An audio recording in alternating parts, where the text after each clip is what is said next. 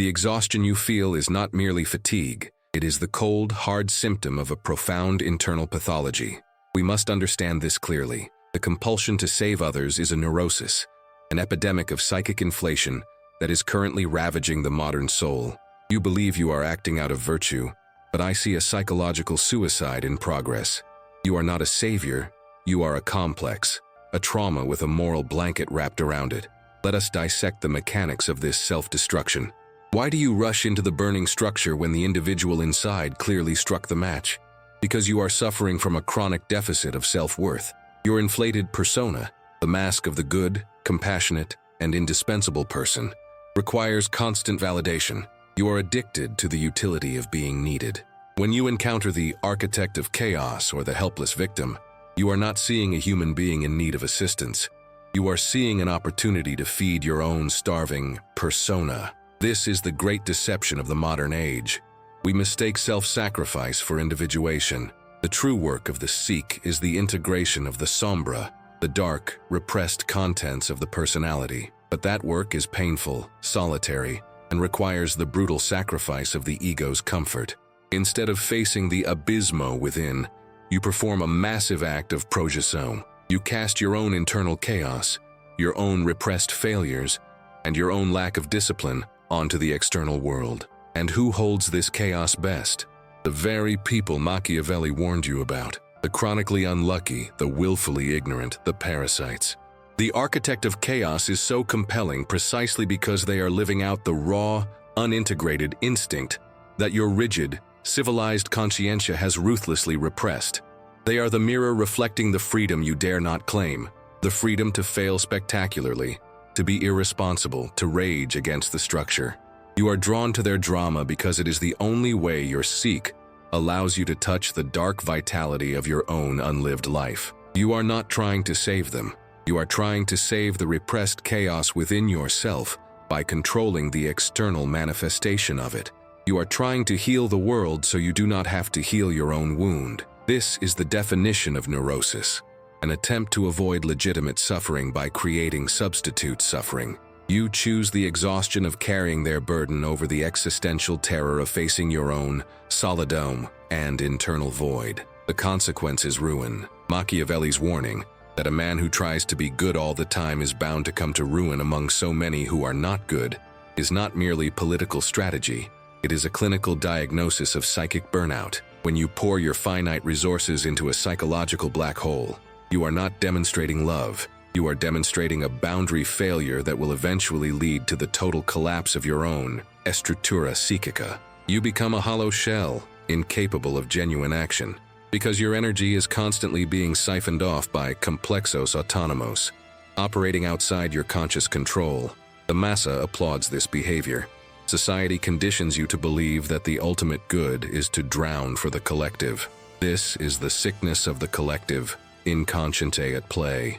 A demand for universal mediocrity and mutual dependency. Individuation requires that you stand apart, that you define your boundaries, and that you accept the terrible necessary truth that some people must be allowed to fall. We must understand that boundaries are not cruel. They are the necessary skeletal structure of a healthy Sikh. Compassion without boundaries is not virtue. It is masochism, and it is actively funding the destruction of both parties. You interrupt their necessary lesson, and you accelerate your own mental breakdown. The crucial surgical act is realizing that you cannot rescue someone who is actively invested in their own failure. Their tragedy is their identity. When you attempt to remove the crisis, you threaten their very sense of self. They will fight you. They will resent you. They will pull you down not because they are inherently evil, but because their complexo autonomo views salvation as annihilation. If you are currently bleeding for one of these anchors, understand this. You are not experiencing loyalty or love. You are experiencing the compulsion to repeat an unconscious pattern. You are reenacting an old trauma, trying to fix a parental figure or an early failure through the proxy of the architect of chaos. The path out of this neurosis, the path toward true individuation, demands a terrifying sacrifice. It requires that you cut loose the need to be the hero. It requires you to accept the cold surgical silence of solidone and the guilt that follows when you refuse to be exploited. You must stop confusing the maintenance of your persona with the hard internal work of self-preservation. This is not about being cruel. This is about psychological survival. You must preserve your power for those who are actually willing to carry their own fardo. The moment you accept this brutal truth, the comforting lie of ignorance shatters. The true measure of your strength is not how much pain you can absorb, but how firmly you can say no to the demands of the draining massa. We have identified the first type, the architect of chaos, the person perpetually followed by misfortune, not due to fate, but due to a profound lack of judgment and self-awareness. Their bad luck is contagious because their internal lack of structure infects your own. You lend them money, they lose it. You offer them opportunity, they sabotage it. They are not victims, they are agents of entropy, and they will use your resources until you are bankrupt, financially and psychically. Now, let us turn the scalpel to the second archetype, the parasite, even more insidious than the architect, because they hide their chaos behind a cloak of philosophical victimhood. The person who demands your time, not your money. The one whose pathology operates not through disaster, but through intellectual dependency. We have established that the architect of chaos is dangerous because their internal lack of structure is contagious, leading to financial and temporal ruin for those who try to intervene. Now, let us examine the second archetype, one far more insidious, because their pathology is masked by a veneer of intellectual superiority or moral suffering, the emotional black hole. This type is not looking for your money. They are looking for your presence. They demand validation, not solutions. They are the friends, colleagues, or partners who perpetually intellectualize their misery. They are always on the verge of a breakthrough, always studying the solution, always talking about their trauma, yet never taking the first concrete step toward change. They use philosophy, therapy jargon, or deep moralizing to justify their inertia. They are looking for an audience, not an exit. When you try to help them, they pull the rug out from under you. If you offer advice, they explain why that advice cannot possibly apply to their unique, complicated situation. If you offer silence, they accuse you of abandonment. They are experts in psychological vampirism, draining your cognitive energy until you are exhausted, not by physical labor, but by the sheer weight of their self-imposed complexity. Why do they operate this way? Because they are masters of the she persona, and they have committed the fatal psychological error of confusing the mask with the self. Let's get surgical. The Seek is not a unified field. It is a battleground. To survive in the world, the ego constructs the personas. This is not merely a social facade. Clinically, the persona is a complex system of attitudes, behaviors, and expectations adopted by the individual to mediate between the demands of the inconsciente colectivo and the individual's internal needs. It is the armor we wear. In a healthy person, the persona is flexible, a functional suit of clothes we can take off when we return to the internal sanctuary. But modern man is sick because he has become pathologically identified with the mask. He doesn't wear the persona wears him. When you meet the emotional black hole, you are interacting with a persona that is rigid, brittle, and impossibly heavy. Perhaps their persona is the eternal victim, or the sensitive genius, or the morally superior sufferer. This mask requires constant external fuel to maintain its structural integrity. The true danger of this extreme identification is the psychic split it necessitates. Every instinct, every truth, every primitive desire that contradicts the chosen role must be violently repressed. This content does not evaporate. It gathers in the subterranean depths of the inconsciente soul, forming the sac sombra. The brighter the light of the persona, the more good, wise, or suffering the mask appears. The denser and more primitive the sombra becomes by compensation. If the persona is the saint, the sombra is the sewer. And this is where the complex comes into play. The repressed contents in the sombra, denied conscious integration, do not sit still. They coalesce into complexos autonomos, traumas, resentments, and instinctual drives that acquire a life and will of their own. They are the fragments of the self that have gone rogue, operating outside the control of the ego. The emotional black hole is not seeking help for their problems. They are seeking maintenance for their persona. They need you to witness their performance of misery so that the mask doesn't shatter. The chaos they describe is the constant leakage of the unacknowledged sombra, manifesting as self-sabotage, relationship crises, and chronic dissatisfaction.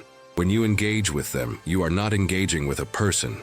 You are engaging with a complex that has taken over the ego. You are attempting to negotiate with a wound that has developed its own intelligence. The ultimate result of this profound identification with the persona is a state of chronic neurose. The individual is living a lie, spending vast amounts of psychic energy defending a fragile external identity, while their internal life is collapsing into ruin. This is the cold, hard truth. The emotional black hole is engaged in a slow, deliberate psychological suicide mission. They are actively resisting the painful but necessary confrontation with the sombra, which is the prerequisite for individuation, the long, brutal process of becoming whole. And when you try to save them, you interrupt their natural process. You allow them to maintain the illusion that the persona is sufficient. You become a co-conspirator in their self-destruction. You are not a savior. You are an enabler of their psychic sickness. Machiavelli understood that the man who insists on being good will be destroyed by those who are not. Compassion, when applied without the surgical precision of boundaries, is a weakness that autonomous complexes and parasitic individuals will exploit relentlessly. The only therapeutic darkness available here is the refusal to participate. You must step back and allow the structure of their false reality to crack. The truth is, the individual who is completely identified with their suffering persona does not want to be saved. They want to be justified in their suffering. They want the world to affirm that their fardo is too heavy, thereby excusing their lack of effort. Your refusal to carry their burden is not cruelty. It is an act of clinical necessity. It preserves your own mental structure from contamination and forces them to confront the terrifying silence of their own internal accountability. You must accept the guilt that comes with this necessary act of self-preservation. It is a small price to pay to avoid being dragged into their abyss. We must now turn our attention to the third and fourth archetypes, who utilize fear and perpetual victimhood to weaponize your conscience and ensure your eternal loyalty. The third archetype you must surgically remove from your life is the emotional tyrant. This individual does not rely on circumstantial misfortune like the architect of chaos. They rely on psychological warfare. Their primary weapon is the strategic deployment of guilt. They do not ask for help. They demand your loyalty through emotional extortion. They are masters of the hostage situation. When you attempt to establish a boundary, a necessary act of self-preservation, they manufacture a crisis designed to punish your independence. They will accuse you of betrayal, of lacking compassion, or even threaten self-harm, effectively holding your conscience captive. This is not love or friendship. It is control achieved through the psychological manipulation of your own persona. You, the good person, fear the guilt of saying no more than you fear your own ruin. The tyrant exploits this fear, knowing that your desire to maintain a virtuous self-image is your greatest vulnerability. When you attempt to save the emotional tyrant, you are not healing them. You are affirming their strategy. You are teaching them that the quickest route to resource acquisition, be it time, attention, or money, is to deploy emotional violence. They are not seeking a cure for their suffering. They are seeking confirmation that they are entitled to control others through their pain. Your sacrificio is their fuel. To save yourself, you must accept the cold, hard truth. The guilt they project onto you is the price of your freedom. The fourth archetype is the perpetual victim. This individual's entire existence is structured around their suffering. Unlike the emotional tyrant, who weaponizes guilt actively, the perpetual victim weaponizes their helplessness passively. They are characterized by a relentless, exhausting refusal of responsibility. Every problem is caused by an external force. Society, the government, their parents, or fate itself. They have perfected the art of non-action. They will articulate their problems with stunning clarity, sometimes even recognizing the solution, but they will never take the first step. Why? Because their identity, their power, and their ability to draw resources from the massa are entirely dependent on their status as the wounded, the oppressed, the perpetually wronged. When you offer a solution, they respond with a counter-argument, a psychological defense mechanism known as yes, but. They are not asking for a way out.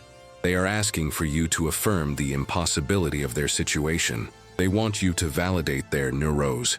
To try and save the perpetual victim is to commit an act of psychological suicide. You pour your finite energy into a black hole of neediness, and in return, you receive only the corrosive resentment that comes from their refusal to take accountability.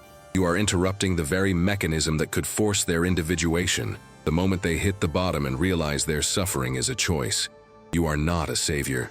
You are a resource to be consumed, a psychological crutch that prevents them from standing on their own. We must now pause this dissection of external archetypes and look inward, where the mechanics of these destructive relationships are rooted in a far more terrifying internal reality. Why do you, the savior, repeatedly fall into these traps? Why do you knowingly offer your hand to the drowning anchor? The answer lies in the terrifying reality of the human seek. The mind is not a unified republic governed by the conscious ego. It is a landscape riddled with autonomous territories, splintered fragments of the personality we call complexes. A complex is a cluster of emotionally charged ideas and images, usually centered around a repressed trauma or instinctual conflict that has achieved a dreadful independence. Think of your seek as a massive ship. You, the conscious ego, believe you are the captain on the bridge, giving the orders. But deep below deck, there are mutinous crew members, the complexos autonomos, who have seized control of the engine room and the rudder. These complexes have a will of their own. They are not merely memories. They are self-willed personalities that can override conscious intention. They act as internal tyrants, forcing the ego to behave in ways that are often self-destructive or counterintuitive to survival. For example, the savior complex is often a compensation for a deep, unconscious feeling of personal worthlessness. The individual believes, I am only valuable when I am useful, when I am suffering for others. This complex, having achieved autonomy, dictates behavior. It compels the individual to seek out the drowning, the chaotic, and the broken, not out of true altruism, but out of a desperate internal need to validate its own existence through utility. When you encounter the emotional tyrant or the perpetual victim externally, these individuals are not just annoying, they are triggers. They activate your own internal complexos autonomos. The tyrant presses the button labeled guilt in your engine room, and your internal complex takes over the controls.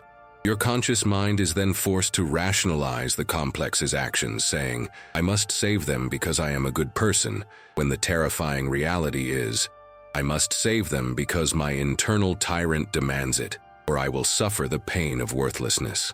The inconsciente colectivo provides the raw material for these complexes, the archetypes of the suffering hero, the martyr, the sacrifice. But it is your inconscience soul, filled with specific repressed experiences, that grants them autonomy. You are not the driver of your life. You are often a passenger kidnapped by these internal tyrants.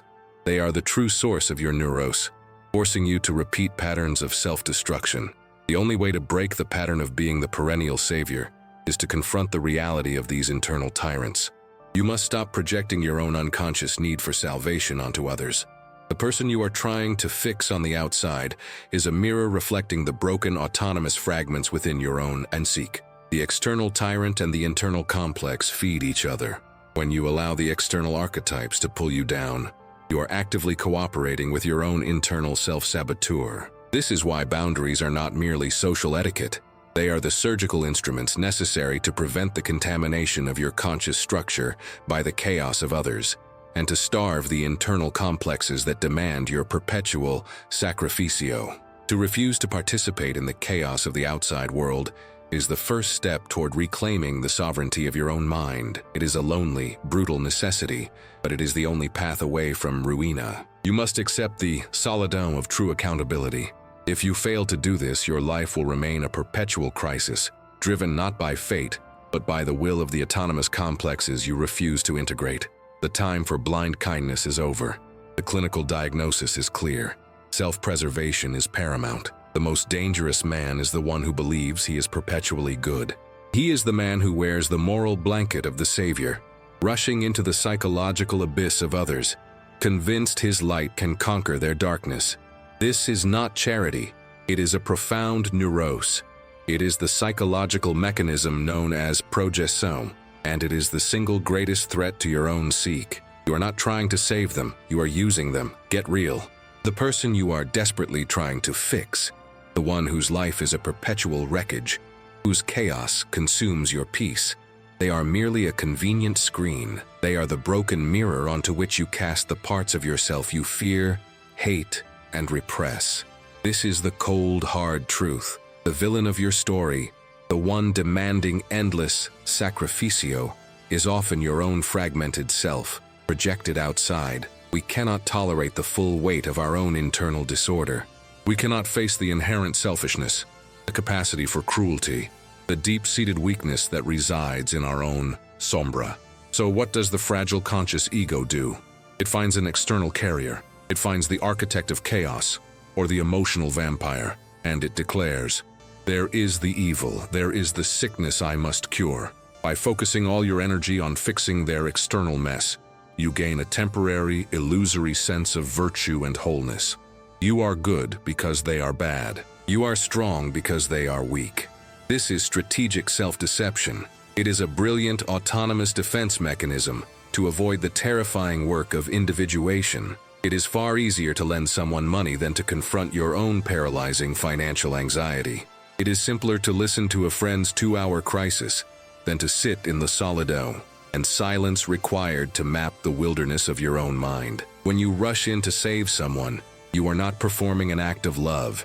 You are paying a psychological ransom to keep your own complexes autonomos locked away in the basement. You are saying, "I will deal with your chaos so I don't have to deal with mine." The consequences are brutal. Every ounce of energy poured into the external carrier is energy stolen from your own internal structure. You become hollowed out. The external archetypes, the drainers, the victims, the saboteurs, are simply responding to the signal of weakness you are broadcasting. They sense your need to be needed. They sense the porous nature of your persona. They know, instinctively, that you require their dysfunction to maintain your own fragile self-image as the noble savior. This is why Machiavelli's observation is so surgically precise. A man who tries to be good all the time is bound to come to ruina among so many who are not good. This isn't just about external predators. It's about internal collapse. Your relentless pursuit of external goodness weakens your internal defenses. It prevents the integration of the necessary protective elements of your own sombra, the healthy aggression, the surgical selfishness, the capacity to say no and enforce boundaries. The refusal to integrate your own darkness means you remain perpetually vulnerable to the darkness of others. You become a psychological parasite's favorite meal, not because you are unlucky, but because your neurose compels you to offer yourself up for consumption. We must perform the surgical withdrawal of this projection. You must recognize that the chaos you despise outside is the chaos you refuse to claim inside. The moment you stop viewing the suffering person as a project for salvation and start viewing them as an autonomous entity responsible for their own existence, the mirror cracks. This is the beginning of true accountability. It demands the sacrificio of your cherished identity as the virtuous martyr. It requires acknowledging the terrifying truth. You are not the victim of the people who drain you. You are a co-conspirator, driven by an unconscious compulsion to repeat this pattern. Your internal complexes demand this drama. They thrive on the emotional intensity of the rescue mission, the moral high ground, and the eventual, predictable collapse. This is a form of psychological suicide by proxy. To achieve individuation, you must stop fighting proxy wars. You must withdraw your projections from the world and turn inward. You must stand alone in the wreckage of your own seek and face the autonomous tyrants residing there. This is the point where the true work begins, and it is a work that cannot be done while holding onto the hand of someone else who is dragging you into the depths. When you attempt to save those who do not wish to be saved, you interrupt their necessary descent into the abysmo. You steal their lesson. And in doing so, you condemn yourself to perpetual repetition of the savior trap. The primary function of the conscious mind is self-preservation, not collective salvation. Your first and only clinical duty is to maintain the structure of your own mental reserve. If you cannot do this, you are not a healer. You are merely another casualty in the epidemic of collective neurose. The time for blind compassion is over. Look at your life. Look at your exhaustion. This is the cost of your refusal to face your sombra. You must cut the cord. You must accept the brutal necessity of solidome and self-focus. If you fail to do this, your complexes autonomos will continue to use the external world to orchestrate your ruin. We have established the psychological mechanism of the trap. Now, we must identify the specific recurring archetypes, the faces of those who will guarantee your destruction if you attempt to save them. These are the people who, due to their profound structural flaws, must be cut loose without remorse. Their pathology is not your burden. It is their necessary path to the bottom. We have identified the psychological parasites, the architects of their own ruina, and the moral blackmailers. But understanding the disease is only the first step. The true difficulty lies in accepting the cure, because the cure demands a self-surgery far more brutal than cutting ties with an external complex. The cold hard truth is this: the reason you were pulled into the savior trap is not because they were manipulative, it is because you were willing. Your compulsion to save others is merely the most acceptable manifestation of your own repressed darkness, your own sombra. You project the ideal of absolute goodness onto your persona, and then, terrified of the destructive capacity you deny within yourself, you attempt to neutralize it externally by fixing the broken people who embody the chaos you refuse to claim. This is not altruism. This is a profound neurose. It is the strategic maneuver of the inconsciente to keep you eternally distracted from the necessary painful work of individuation. The modern world is suffering from a collective failure of nerve. Everyone wants to be healed, but no one wants to carry the fardeau of consciousness. They want the soft comfort of moral superiority, without the actual strength that comes from integrating one's own capacity for cruelty, malice, and selfishness. This is where we must face the objective reality of the human psyche. To become whole, you must integrate your sombra. This does not mean you become a bad person. It means you stop being a naive fool. Strength is not measured by your ability to endure pain. It is measured by your ability to wield power responsibly, which includes the power of saying no and allowing natural consequences to unfold. A man who knows his own darkness is the only one truly capable of good, because his goodness is a conscious choice, not a terrified reaction against his own nature. If you refuse to look into your own abysmo, your sombra will continue to operate autonomously, projecting its pathology onto the external world and forcing you into relationships that ensure your destruction. You will constantly seek out people who need saving because their chaos mirrors the internal chaos you repress. The process of individuation is nothing less than psychological warfare against the massa and your own infantile desires. It requires a profound act of self-focus, a solidome that the collective finds intolerable. When you step back from the rescue mission, the guilt will be immense. The massa will descend upon you, labeling you cruel, selfish, and cold. They hate the individual because the individual exposes the lie of the collective neurosis. To survive this onslaught, you must learn the practice of what I call strategic silence and holy indifference. Strategic silence is the refusal to engage in the emotional theater of others. When the architect of chaos brings you their latest tragedy, your instinct is to analyze, advise, or apologize. Stop, say nothing, observe the pattern of their complexos autonomos without participation. Silence is a shield. It prevents the projection of their unresolved contents from sticking to your seek. Do not justify your boundaries. Do not explain your withdrawal. Simply cease to be an active participant in their self-destruction. This conservation of mental energy is the foundation of self-preservation. Holy indifference is the clinical detachment required for psychological health. It is not apathy. It is the understanding that you are not God. You cannot interrupt the natural law of cause and effect. When you see someone headed for the bottom, and you know they must hit that bottom to have any chance of shattering their internal illusions, the most profound act of respect you can offer them is to stand back. This is the ultimate sacrifice of the persona, the sacrifice of your self-image as the noble savior. It requires accepting that some people are simply not ready for consciousness, and attempting to drag them toward it will only result in your own ruina. Their fate is their fardeau. Your fate is your fardeau. Confusing the two is the root of the neurotic epidemic. Look at the structure of your mental reserve. Have you been pouring your finite resources, time, focus, emotional stability, into a psychological black hole? If you continue to fund the chaos of others, you are committing strategic suicide. You are depleting the very energy required for your own individuation. The path of consciousness is lonely, heavy, and often misunderstood. It demands that you confront the most terrifying truth. You are responsible for your own seek, and for nothing else. You must be ruthless in protecting your structure, because if you suffer a mental breakdown, the external world does not care. It will simply consume your wreckage. The choice is stark. Continue to operate from an inflated, naive persona, rooted in the repression of your sombra, leading inevitably to exhaustion and external exploitation by complexos autonomos, projected onto others. Or face your own darkness, integrate it, and develop the necessary coldness to allow the world to burn where it must. Wake up. The clock is ticking. The world does not need more well-meaning victims. It needs individuals strong enough to stand alone.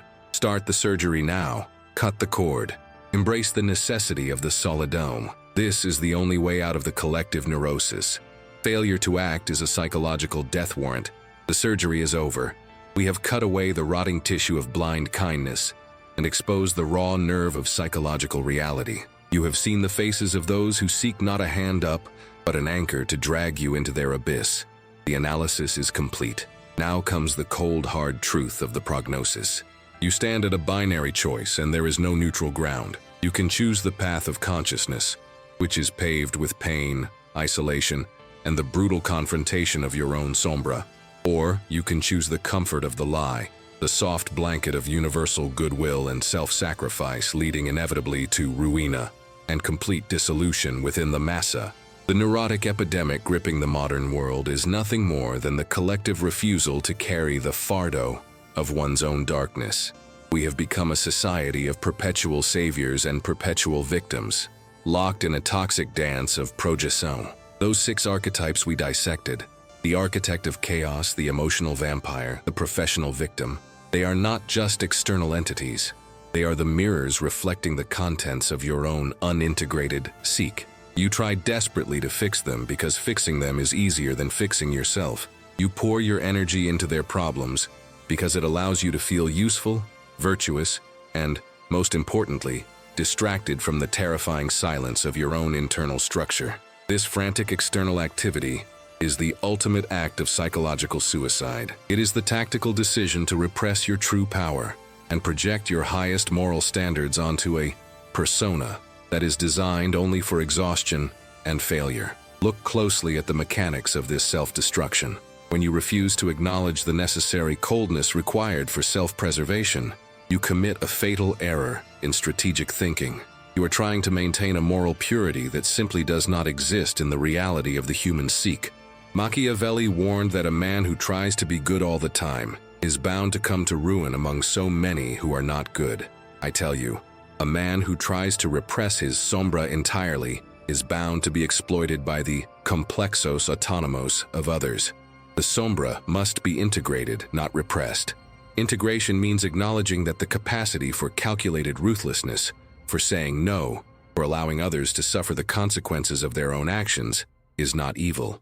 It is the necessary protective instinct. It is the psychological immune system. When you sacrifice this instinct at the altar of naive compassion, you are essentially leaving the door of your estructura psychica wide open for any parasite or predator to walk in and take what they want. You must understand that the human seek operates on natural law, and natural law is brutal. If you interrupt the cycle of cause and effect for someone else, if you continually save them from the bottom, you are not helping them evolve. You are infantilizing them. You are stealing their necessary lesson. The bottom is the only place where the illusion of their victimhood shatters. The bottom is the only place where true individuation, the agonizing process of standing up and taking responsibility, can begin. By saving them, you become an accomplice to their self-deception and their subsequent ruina. This means the true act of virtue, the most profound form of psychological integrity, is often the most painful. Silence and non-intervention. It is letting the burning building burn. It is standing on the shore, watching the anchor sink, and accepting that you cannot swim out there without drowning yourself. This is the heavy fardeau of consciousness. It demands that you accept the solidome that comes from seeing the world as it actually is. Stripped of sentimentality, the world does not need more martyrs. It needs anchors of sanity. It needs individuals who have done the difficult, bloody work of internal integration. and who possess the psychological gravity to resist the pull of the massa.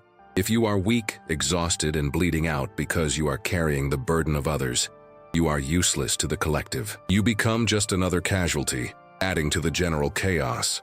Your primary duty, your only true moral obligation, is to the integrity and health of your own psyche. Everything else is secondary. If you fail at this, if you continue to fund the chaos of others, you will suffer a catastrophic mental breakdown, and the world will simply move on. The time for hesitation is over. The societal illness is deepening.